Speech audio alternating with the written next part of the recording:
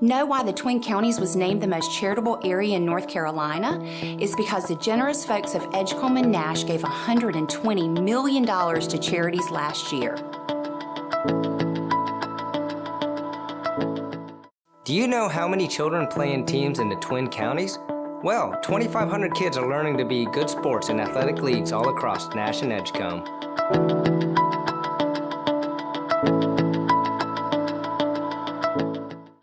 If you're seeking a house of worship in the Twin Counties, count your blessings, because in Nash and Edgecombe, there are 263 churches serving 45 different denominations.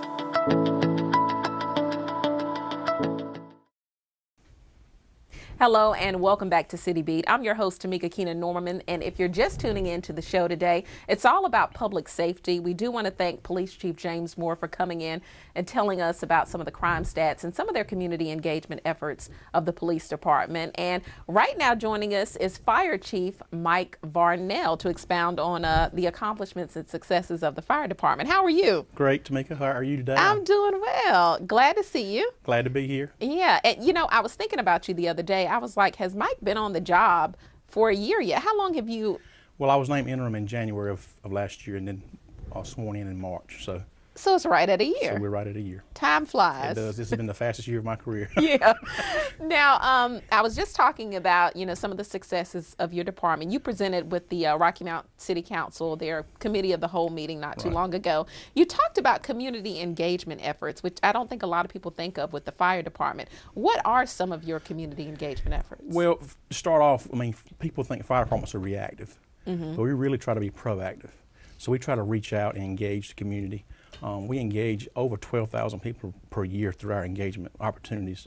A lot of different avenues. We do a lot of public education, fire education, fire drills, puppet shows, tours, fire extinguisher training, child passenger safety seat clinics, all kinds of things like that. But then we do group stuff like Citizens Fire Academy. We have some youth programs that we engage in, Boys and Girls Club. It's a mentor program. We go over and spend some time with the boys and girls in the evenings, helping them with homework, activities, whatever the case may be. We have a great little program at Williford Elementary called Williford Leadership Council. That's when we bring in community leaders to share with those fifth graders and kind of get them, bridge the gap and get them ready for middle school, so to speak, or junior high. And then we have a program at Northern Nash High School called the Northern Nash Explorer Program. That's where we expose high school students to fire service and what it's about and what it entails, and kind of educates them a little bit about what they maybe can do one day as a career. And then probably one of our most popular ones is the Rocky Mount High program. It's a firefighter certification program at Rocky Mount High, where we actually have an instructor there that's employed by the school system that teaches certification to those kids or to those students. They can gain certification and get ready for a career in the fire service. We have a liaison, fire training officer, Pete Weaver. He goes and works with them as well. We provide equipment. And this coming year, we're going to actually surplus our fire engine and be able to donate a fire engine to the school. So they have their own fire engine as well. So really neat thing going on there. It's a great outreach. And it's a great engagement for our community. That sounds really good. Let's expound on that a little bit more with the high school. How many students do you have involved in that program, and how can they get involved? Well, it's like a trade. You know, you have carpentry and auto mechanics and home ec, those kinds of things, nurse aid, that kind of stuff. Well, this is what this firefighter program is. They have about 65 kids currently in the program. That number ebbs and flows a little bit with the enrollment, of course, at the school. But those kids can go in. It's a 4-year program, and they can take a class a year or 2 classes a year. And when they get through and enter their senior year, they will have 90% of what they need to enter the fire service as a career firefighter. Okay, so they'll still, when they get out, they'll have to take a few additional classes. It's a live burn stuff you can't do till you're 18. There's a few little things that they have to do when they're 18, but they're really close to being ready to go to work. Okay, so I don't know when you started, but have you seen it through the entire process with any one student? We're in year 3 right now. Okay. But we did just hire a young lady from that program, our first, and she's actually in Nash's program right now, completing her certifications. So we're very excited about that. It's a great minority recruitment effort as well, because Rocky Mount High is an inner city school. That's where a lot of minority kids go. So it's a great target for us to help with minority recruitment. Okay. Now, Kim Wittig was on the show, actually our previous show, talking about the Citizens Fire Academy. Tell us a little bit about what that is as well, just to remind folks. It's just a bank of classes to kind of get citizens involved. They come in not knowing a whole lot about the fire department at all, and when they leave, we have advocates for our city and for our organization.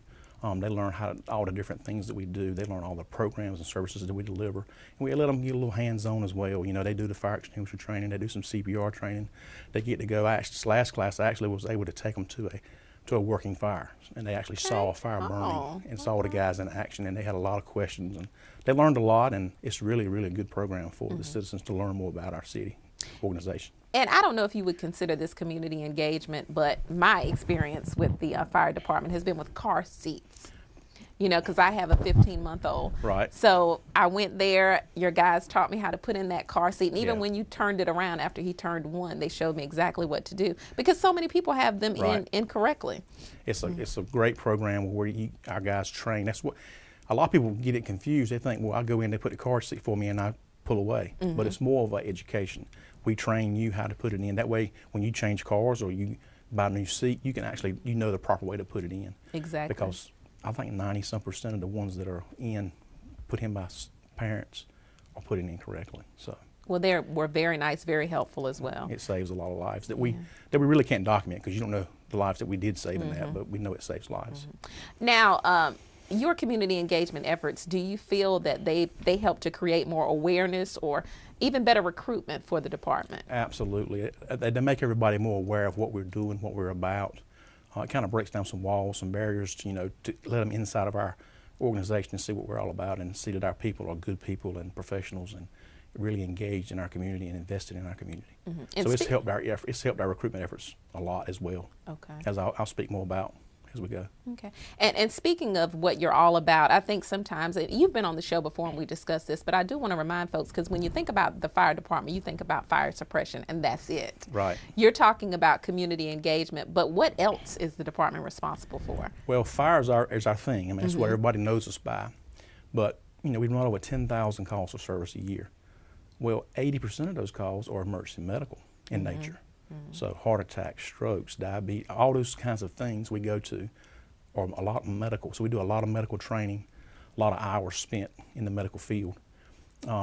Motor vehicle crashes, gas leaks, rescue events, trauma events, domestic situations. There's a lot of different things we do and go to. Fire, like you said, is our calling card, but really out of that 10,000 calls, only about 1,800 are actually fires. And actually less than 1% of those are actually working fires. So a very small amount of our time, but a lot of resources and a lot of time spent training for that, but only a small amount of what we actually do is fire. That's good to know. Speaking of your responsibilities, one of the things that you touched on at that city council meeting was emergency medical assistance. Saved a lot of lives in 2015, right? We measure, as an accredited organization, we measure everything we do pretty much. There's a lot of ways to measure. There's a lot of things we can't measure. I mean, you can't measure when you go to a car wreck and you extricate someone pretty quick and intervene medically. That person may have went into cardiac arrest if we hadn't done that. So you can't really measure that, but things we can measure are cardiac arrest upon arrival. So if we go to someone's home and they're not breathing, do not have a pulse, that is what we call on-scene arrival cardiac arrest. We average about 100 of those a year. And in 2015, we actually 12 of those 100 were actually transported with a pulse and breathing. So that's about a 12% save rate, you would say. There's a lot of variables that go into that. How long did that person, were they down before we got there? If it's been a 20 or 30 minute time limit, more than likely you're not gonna get that person back. But if we can get there within that first 6 to 8 minutes after that person's been down, there's a good chance that we can get them back. And hopefully they have some quality of life thereafter. And that's an industry best standard. Well, no, we're going to go to that in just a few minutes. Yeah. I did want to touch on the fact that my other dealing with the fire department has been some of the CPR and AED classes that you all have taught here at City Hall. Yeah, we had about 3 years ago, we got a public access defibrillator grant through ICMA. Where we actually placed 151 automatic defibrillators in public places on 125 different sites, so that's huge. We also trained over 4,000 people in hands-on CPR and AED. So 3 years ago, there was not those planes were not in place. Those people were not trained. So that has an effect on that save rate as well. When we get there on scene, there's somebody already doing CPR, they have a defibrillator put on, it makes all the difference in the world in the save rate. Let's go back to what I mistakenly said before. Your industry best standard was instead on property saved, Right. which you touched on. Tell us a little bit more about that. Well, in our industry, we measure the amount of property we go to that's on fire. Last year, we had $28.7 million worth of property on fire, and we were able to save over $27.7 million. So a city our size, 43 square miles, right at 60,000 people, in a 12-month calendar, we were able to have less than $1 million in loss, which is really, really good. The industry benchmark or the industry goal is 90% save rate. Very few fire departments reach that rate. We're actually at 97% for 2015, so we're very excited about that. We're very excited about the efforts that our guys put forth to make that happen on a day-to-day basis. And a lot of variables go into that. Over 35,000 hours of training go into making those guys as professional as they possibly can be.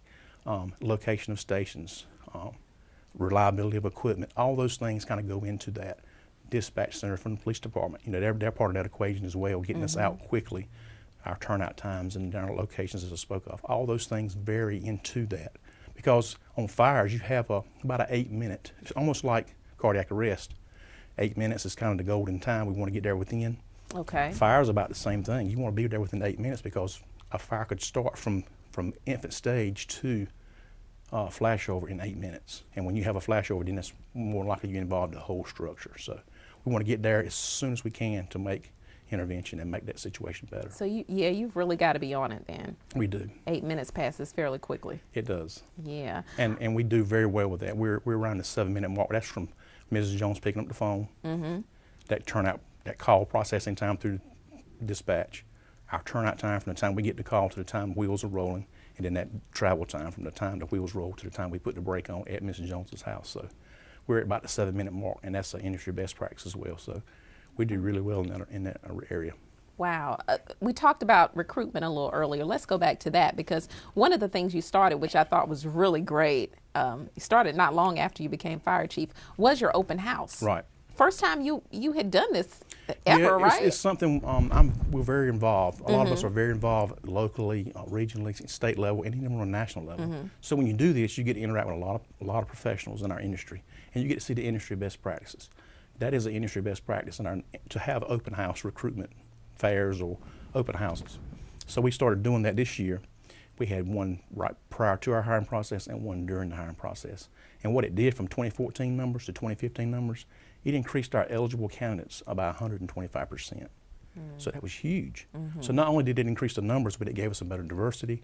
So we just hired probably the most diverse group we've hired in probably 10 or 12 years. So very, very good thing to put in place, but it's because we have that opportunities to go out and see industry best practices. Okay, and when you say open house event, what are some of the things that you talk to people about who attend? Well, we kind of, like I said, about breaking those walls down, those barriers. People, say they go by that fire station every day, but they've never been inside of it, they don't know. So we welcome them in. We have all our staff there. It's a very friendly environment. We have a nice PowerPoint presentation. We have several command officers. I speak with them. Several other people speak with them and kind of let them know what the process is all about. So they don't know what to do. They're kind of scared. We break all those walls down and let them know step by step what they need to do. We offer them help. We kind of mentor them through that process. Gotcha. Because a lot of people apply. You get 300 or 400 applications, but to get to the final stage, to get to the strength and agility and all that stuff, you have to have all these things taken care of. And sometimes they don't get there, but through this mentoring, through this open house, we were able to help these people get to that step, which gave us more candidates to look at. I think it was a great idea. Are you doing it again? Absolutely. Yes, okay. We're going to continue to do that. I think it was very well. It was very, for the effort, it don't take a lot of effort on our part to do it, just to advertise and be there willing to do it that day, and it's really helped us. Sounds good. So we'll definitely do it. One of the things that you started this year as well was your mobile marketing campaign, the texting. Yes, we did. Thanks to you, we were able to put that in place not long ago.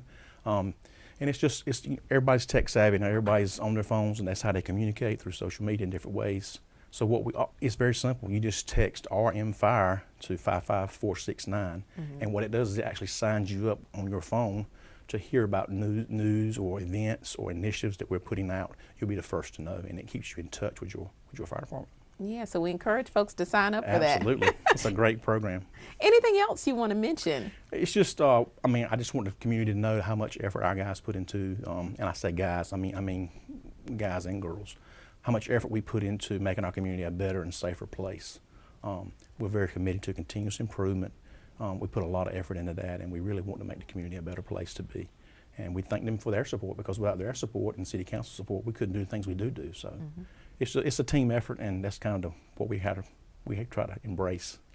Well, thank you so much, Chief, for joining us on the show today. Thank you for having me. All right, Chief Michael Varnell with the Rocky Mount Fire Department. Don't forget what he said. Text RM Fire to 55469 to find out fire department events, initiatives, etc. We definitely want to keep you in the loop. And coming up in just a few moments, I've got some news and other details about upcoming events and initiatives. I'm Tamika Keenan Norman, and this is City Beat. How many entrepreneurs took the leap and opened their own companies in the Twin Counties last year? 120.